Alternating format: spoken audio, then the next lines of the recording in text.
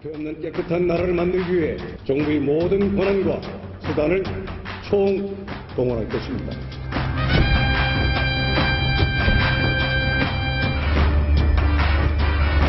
전투 준비를 서둘러라.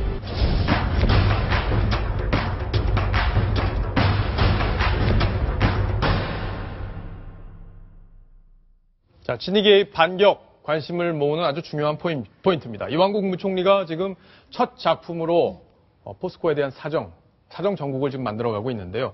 이에 대해서 반격이 어떻게 나올지 지금 관심을 모으고 있습니다. 박성훈 논설위원. 네. 이명박 정부 때 청와대를 출입하셨죠. 네. 예. 네. 지금 청와대 쪽, 네. 과거 청와대 쪽 분위기. 네. 지금 어떻습니까? 이제 이명박 대통령이 회고록, 예. 대통령의 시간을 내면서 박근혜 정부의 좀 껄끄러운 얘기들을 공개하고, 그 이후에 양쪽 이 청와대에서 또 이 대통령을 비판한 이후에 네. 사실 상당히 뭔가 한판 터지지 않겠나 사실 긴장을 하고 있었는데, 그것이 이제 최근에 이완구 총리가 지난주 금요일 날 얘기한 부패와의 전쟁. 예. 이것이 사실은 그 이명박 정부 때 역점을 두었던 자원 외교를 겨냥한 정치적, 말하자면 사정의 시작 아니냐. 네. 이러한 부분을 사실 생각을 하고 있습니다. 그래서 이재호 지금 친이계의 좌장이라고 할 수 있는 이재호 의원 같은 경우는 이것이 결국 정권 유지를 위한 네. 어떤 쇼를 시작했다. 이런 비판을 노골적으로 하고 있는데, 모레 지금 이제 친이계 18대 주축을 이뤘던 친이계 의원들의 모임 함께 내일로라는 게 있는데, 네. 이게 원래는 이것과 상관없이 정례적인 모임을 원래 신년 맞아서 이제 하기로 돼 있었는데, 마침 이 시점과 맞아 떨어지면서 아마 부득이하게 현재 이 사정 부패와의 전쟁이 어떤 속에 담긴 것이 어떤 정치적인 노림수 아니냐. 예. 이런 비판들은 아마 그날 꽤 많이 나오지 않을까. 그런 생각이 듭니다. 지금 김용태, 조혜진, 권성동 이런 친이계 새누리당 의원들이 네. 들어서고 있는 모습인데, 네. 자, 저는 개인적으로 이동관 전 정무수석의 홍보수석의 모습도 보이고 있는데, 네. 저는 개인적으로 이런 생각이 들어요. 네. 박근혜 정부에서 야당을 지금 사정을 하거나 수사를 하기는 좀 어려운 환경 아닙니까? 여러 가지로 협조가 필요한 상황이고. 그렇죠. 그렇다면 누군가 사정을 할 때 좀 만만한 거 아니냐. 네. 이명박 전 대통령 측이 세력이 제일 적기 때문에. 네. 그런 의도, 그런 배경도 작용을 하는 겁니까? 어떻습니까? 만만하다기보다는 일단은 명분상 예. 어떤 많은 권력을 최근까지 쥐고 있었던 그쪽에서 네. 그 권력의 끈앞을 쥐고 있었던 쪽에서 부패와 비리에 연관됐을 가능성이 당연히 가장 높을 수밖에 그렇군요. 없기 때문에 전반적인 어떤 부패를 사정한다 그러면 바로 최근까지 권력을 쥐고 있었던 친이계의 당시의 실세들, 친이계라기보다는 이명박 정부의 실세들과 그와 연관돼 있는 사람들이 어떠한 자원 외교라든지 어떤 중요한 인사 이런 것과 관련해서 어떤 부패 비리에 연루돼 있는가, 이 부분이 1차적인 타깃이 될 수밖에 없는데, 예. 야권에서도 긴장하는 것은 말하자면 성동격수 아니냐. 시작은 그렇게 시작이 됐지만 이 부분과 관련해서 파다 보면은 의외로 바로 얼마 전까지 우리가 국회의원 6명이 줄줄이 막 기소된 사태에서도 보듯이 예. 여당 의원들도 있지만 야당 의원들도 숫자적으로 적지 않게 오히려 더 능가하는 그럴 수 이런 있죠. 상황을 목격했기 때문에 예. 이 상황의 칼끝을 예의주시하고 있는 상황입니다. 그러네요. 예를 들어 포스코를 지금 압수수색을 들어갔단 말이에요. 네. 그럼 비자금이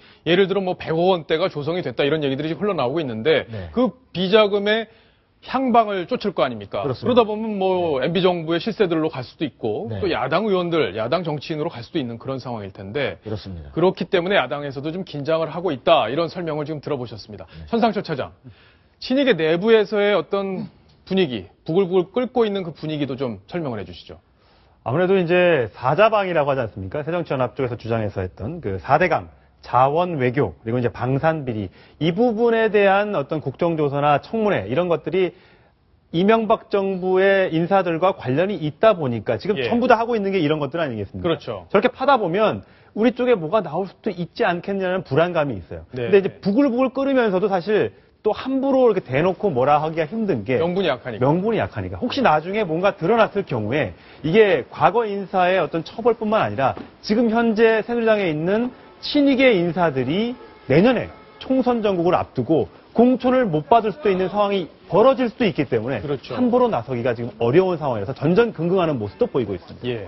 네. 그런데 박근혜 정부가 들어서서 지지율이 올랐던 때가 있었습니다. 언제였냐면요. 전두환 전 대통령을 추진과 몰수를 하고 있었을 때였습니다. 네. 그 당시에 국민들은 굉장히 박수를 보내고 있었습니다. 이번에도요. 이렇게 뭔가 할 것 같은 모습을 보이다가 갑자기 가라앉게 되면 국민들은 오히려 실망하게 됩니다. 정말로 조준만 하고 겨냥만 하는 것이 아니라 제대로 하고 제대로 그에 대한 조사를 해야 되는데 정말 계속 뜨거운 듯이 뭔가 할 것 같은 모습을 보이다가 흐지부지 되면 안 됩니다. 예. 전두환 전 대통령의 추징도 지금 현재 갑자기 약간 멈추고 있습니다. 제대로 다 못 받아내고 있었죠. 한때 계속 경매를 한다 이런 모습이 있었는데 지금 또 그 모습이 사라졌습니다. 할 것 같으면 제대로 해야 국민들이 아마 박수를 보낼 것입니다. 예. 자, 전상철 처장, 지금 화면에 좀 차기 대선 후보 지지율이 나왔는데, 자, 깜짝 놀랄 만한 게 이완구 총리가 4위로 올라섰어요. 네, 그렇습니다.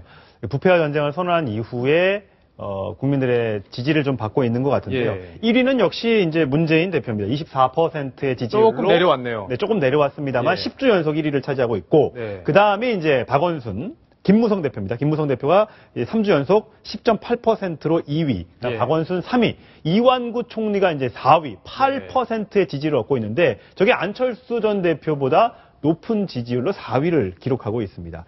앞으로 이제 대통령의 어떤 지지율과 총리의 지지율이 연동할 수 있을지는 좀 지켜봐야겠습니다만 그 여론조사 전문가하고 통화를 해봤더니 이 대통령 지지율에 영향을 미치는 세 가지 변수가 있는데 네. 경북공이라고 합니다.